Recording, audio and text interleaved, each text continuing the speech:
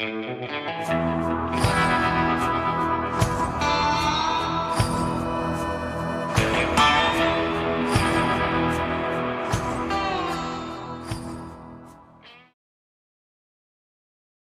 summer of 1867 was spent at Ellsworth, Kansas, located a little west of Fort Harker on the line of the Kansas Pacific Railroad, and it was, as I knew it at the time, a tough little hole. It was almost wholly a town of tents and small, rough frame buildings, but it was as busy a place as could be imagined. There were at least 100 business houses in the town, many of them conducting their business in tents. All business appeared to be transacted on a high-pressure scale. Unquestionably, too, Ellsworth was a lively town. It seemed as if nearly every other house in the town was a drinking place, while gambling rooms and dance halls and other questionable resorts were most common.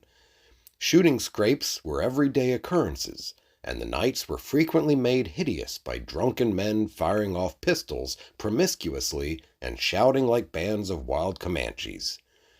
Of course, I had seen many buffalo and antelope before reaching Ellsworth, but when I arrived there, the country was fairly swarming with these animals.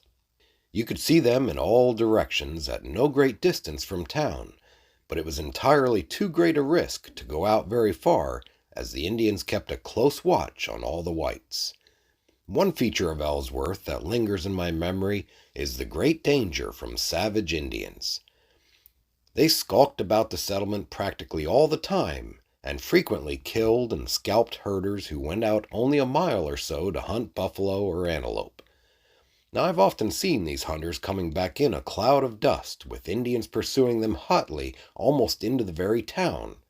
Nearly every day, the construction gangs laying the railroad toward Denver were attacked by Indians.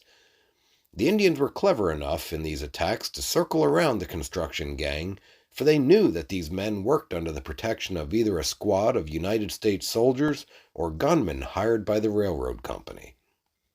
Though none too keen on taking chances, the Indians were able constantly to harass those laying the track, and occasionally would venture close enough to kill a man or two.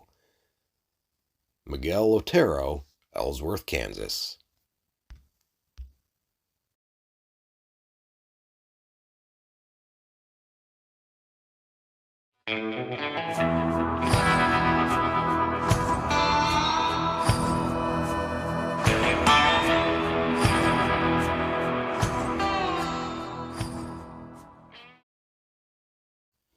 Shortly after we got back from this Custer fight, now this was the Yellowstone expedition of 1873, in which the United States Army rode into Dakota Territory and Montana Territory to survey a route for the Northern Pacific Railroad along the Yellowstone River.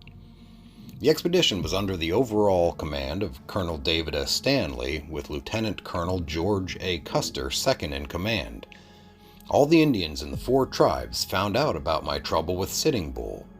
There was an Indian in the Oglala camp by the name of Little Hawk, an uncle to Crazy Horse, the latter one of the bravest of all the Sioux Indians. He sent for me and asked me how the trouble started, what I intended to do, and told me I had better come and stop in the Oglala camp, which I did. I never went back to Sitting Bull's camp. I had never met Crazy Horse until this time. He was in the camp when I went in. There were several young bucks there, and he was among them. Now, Crazy Horse had somewhat peculiar features. He had sandy hair, and he was of a very light complexion. He didn't have that high cheekbone look like the Indians generally have, and he didn't talk much. He was a young-looking Indian, appeared much younger than his age. There were a few powder marks on one side of his face. I stopped at the Oglala village from that time on. The headmen of the Oglala village were Big Road, Little Hawk, He Dog, and Crazy Horse. But the latter did not consider himself the chief. He generally attended the council or anything of that sort. The Black Twins were the most prominent Oglalas. They were actually twins, who were the most prominent among the older men in the village. I was there the rest of the time until 1875, when I went to him from Red Cloud to try to induce him to make a treaty with the whites about the Black Hills country. I had not left the Indians at that time, but had made up my mind to leave them. I was continually planning some scheme to get away after I had found out everything I wanted to know, and I was studying all spring how to get away without causing any trouble.